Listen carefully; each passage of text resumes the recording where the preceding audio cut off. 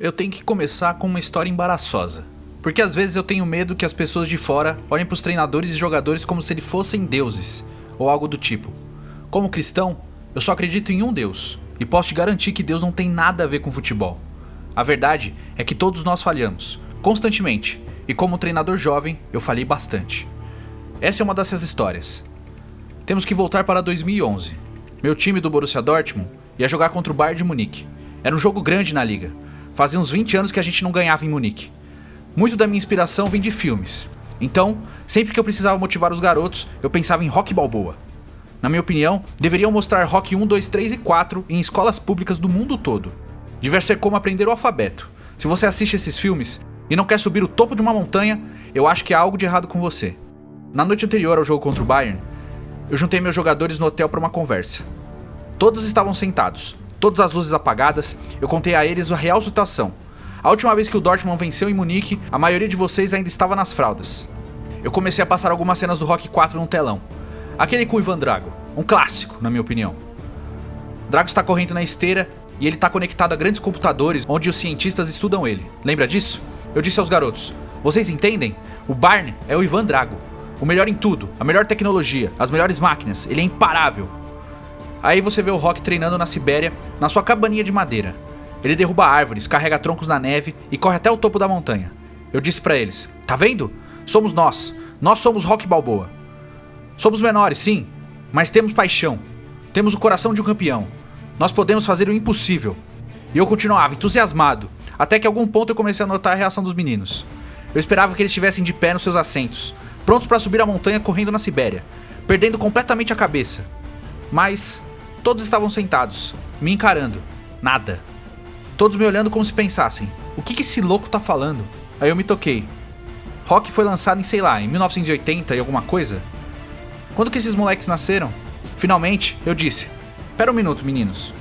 Por favor, levante a mão aqui quem sabe quem é Rocky Balboa. 2 mãos se levantaram. Meu discurso inteiro, bobagem. Esse é o jogo mais importante da temporada, talvez o mais importante da vida de algum desses jogadores. E o treinador dele estava gritando sobre tecnologia soviética e a Sibéria nos últimos 10 minutos. Dá pra acreditar? Então eu tive que começar tudo de novo.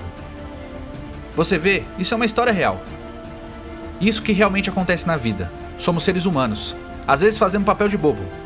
E é assim que é. Pensamos que estamos dando o nosso melhor discurso da história do futebol e descobrimos que é tudo uma bobagem. Mas nós acordamos na manhã seguinte e prosseguimos. Sabe qual é a parte mais estranha dessa história? Eu honestamente não tenho certeza se ganhamos ou perdemos aquele jogo. Eu tenho quase certeza que esse discurso é de 2011, antes do jogo que vencemos eles por 3-1. E isso certamente tornaria a história ainda melhor, mas eu não tenho 100% de certeza. Essa é uma coisa sobre futebol que as pessoas às vezes não entendem. Os resultados, você esquece, você os confunde. Mas esses garotos, esse período na minha vida e essas pequenas histórias, eu jamais esquecerei delas. Estou honrado de ter vencido o prêmio de melhor treinador de futebol masculino da FIFA ontem à noite. Mas eu odeio estar sozinho no palco com o prêmio. Tudo que eu conquistei no futebol se deve às pessoas à minha volta. Não só meus jogadores, mas minha família, meus filhos e todos que estavam comigo desde o começo, quando eu era uma pessoa como qualquer outra. Honestamente, quando eu tinha 20 anos, se alguém viesse do futuro me contar o que aconteceria na minha vida, eu não acreditaria.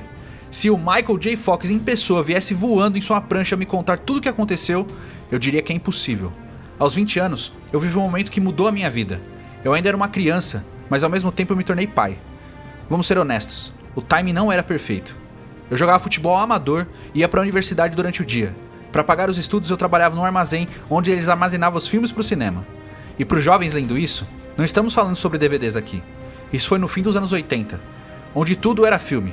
Os caminhões chegavam às 6 da manhã para pegar os filmes e nós carregávamos essas caixas gigantes de metal. Elas eram muito pesadas. Você rezava para que eles não estivessem mostrando um filme com 4 bobinas, como Ben-Hur ou algo do tipo. Seria um dia bem ruim para você. Eu dormia por 5 horas todas as noites. Ia pro armazém de manhã, ia pra aula durante o dia. À noite, eu treinava e voltava para casa para passar algum tempo com meu filho. Foram tempos difíceis, mas que me ensinaram sobre a vida real. Eu tive que me tornar uma pessoa muito séria numa idade muito jovem. Meus amigos me chamavam pro pub à noite e cada fibra do meu corpo dizia sim, eu quero ir! Mas claro, eu não podia ir porque eu não vivia só pra mim agora. Bebês não ligam se você está cansado e quer dormir até tarde. Quando você se preocupa com o futuro de outra pessoa pequena que você trouxe ao mundo, isso sim é preocupação. Isso sim é dificuldade. Nada que aconteça num campo de futebol se compara a isso. Às vezes me perguntam por que eu estou sempre sorrindo, mesmo depois de algumas derrotas. Às vezes, eu ainda estou sorrindo. É porque quando meu filho nasceu, eu percebi que futebol não é vida ou morte. Nós não salvamos vidas. O futebol não deve espalhar angústia e ódio. Futebol deve ser inspiração e alegria, especialmente para as crianças. Eu vi o que uma bolinha redonda pode fazer pela vida de muitos dos meus jogadores. As jornadas pessoais de cada jogadores como Mohamed Salah, Sadio Mané, Roberto Firmino e tantos outros dos meus garotos são absolutamente incríveis. As dificuldades que enfrentei na Alemanha não são nada perto de algumas coisas que eles passaram para chegar até aqui. Eles tiveram muitos momentos onde seria mais fácil desistir, mas eles se recusaram a cair. Eles não são deuses, eles apenas nunca desistiram de seus sonhos. Eu acho que 98% no futebol é sobre lidar com o fracasso e ainda ser capaz de sorrir e achar alegria para jogar no dia seguinte. Eu aprendo com os meus erros desde o começo. Jamais me esquecerei do primeiro. Em 2001, quando eu assumi o Mais, onde eu joguei por 10 anos, o problema é que todos os garotos eram meus amigos. De repente, eu era o chefe deles, e eles ainda me chamavam de Klopo. Quando eu tive que anunciar minha primeira escalação, eu achei que nada era mais justo do que dizer a cada jogador, cara a cara: bom, esse foi um plano horrível, pois nós estávamos em duplas no hotel. Imaginem, eu chego no primeiro quarto, sento 2 jogadores na cama, viro pro primeiro e falo: você vai começar o jogo amanhã. Em seguida, eu viro pro outro e digo: infelizmente, você não vai começar o jogo amanhã. Eu percebi a burrice do meu plano quando o segundo jogador me olhou nos olhos e disse: mas pô, Klopp, por quê? Boa parte do tempo, não existe resposta. A única resposta é: apenas 11 jogadores podem começar. Infelizmente, eu tive que fazer isso mais 9 vezes. 18 jogadores em 9 quartos. 2 caras sentados numa cama. Você vai ser o titular. Você não. Toda vez: mas Klopp, por quê? Foi um pesadelo. Essa foi a primeira de muitas vezes que eu pisei na merda como treinador. O que se pode fazer? Você pega um lenço, limpa e tenta aprender com isso. Se você ainda não acredita em mim, pense nisso. Meu maior triunfo como treinador nasceu de um desastre. Perder por 3-0 pro Barcelona na Champions League, temporada passada, foi o pior resultado imaginável. Quando nos preparamos pro segundo jogo, minha conversa com os jogadores foi bem direta. Não teve rock dessa vez. Eu falei mais sobre táticas, mas também disse a verdade. Eu disse: nós temos que jogar sem os 2 melhores atacantes do mundo, e o mundo lá fora dizendo que é impossível. E, sejamos honestos, provavelmente é impossível mesmo, porque são vocês. Nós temos uma chance. Eu realmente acreditava naquilo. Não era sobre a habilidade deles como jogadores. Era sobre quem eles eram como seres humanos, e tudo que eles tiveram que superar na vida. A única coisa que eu adicionei foi: se falharmos, vamos falhar da forma mais bonita possível. Claro, é fácil dizer essas palavras. Eu sou só o cara gritando na linha de lado. É muito mais difícil para eles realmente fazerem. Mas por causa desses garotos e das 54 mil pessoas presentes no Anfield, nós fizemos o impossível. O mais bonito sobre o futebol é que você não consegue fazer nada sozinho. Nada mesmo. Acredite. Infelizmente, o momento mais incrível da história da Champions League, eu não vi.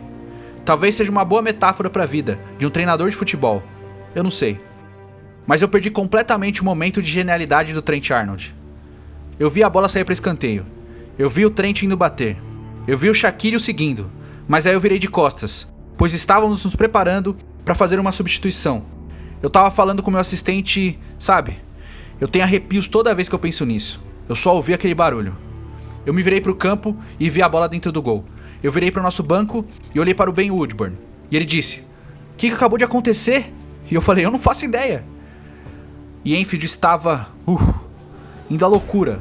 Eu mal escutava meu assistente. E ele tava gritando: então, a gente vai fazer a substituição? Eu jamais vou esquecer ele falando isso. Isso sempre estará comigo. Dá pra imaginar? 18 anos como treinador, milhões de horas vendo esse jogo, e eu perdi a coisa mais atrevida que já aconteceu no campo de futebol. Desde aquela noite, eu já assisti o gol do Divock umas 500 mil vezes. Mas pessoalmente, eu só vi a bola batendo no fundo da rede. Quando eu cheguei no meu quarto, eu nem tomei uma cerveja. Eu não precisava. Eu me sentei com uma garrafa de água e comecei a sorrir. É um sentimento que eu não posso descrever em palavras. Quando eu voltei pra casa, minha família e amigos estavam todos lá, e todos estavam num clima de festa. Mas eu tava tão exausto emocionalmente que eu subi pra minha cama direto, sozinho. Meu corpo e minha mente estavam completamente vazios. E eu tive a melhor noite de sono da minha vida. O melhor momento foi acordar de manhã e perceber: ainda é real. Aquilo aconteceu de verdade. Pra mim, futebol é a única coisa mais inspiradora que o cinema. Você acorda e a magia ainda é real. Você realmente nocauteou o Drago. Aconteceu de verdade. Eu penso nisso desde junho, quando levamos o troféu da Champions League pela cidade de Liverpool. Eu não tenho palavras para descrever a emoção daquele dia. Estávamos no ônibus e toda vez que pensávamos que o trajeto ia terminar, que era impossível ter mais pessoas dentro da cidade de Liverpool, nós fazíamos uma curva e o desfile continuava. Absolutamente surreal.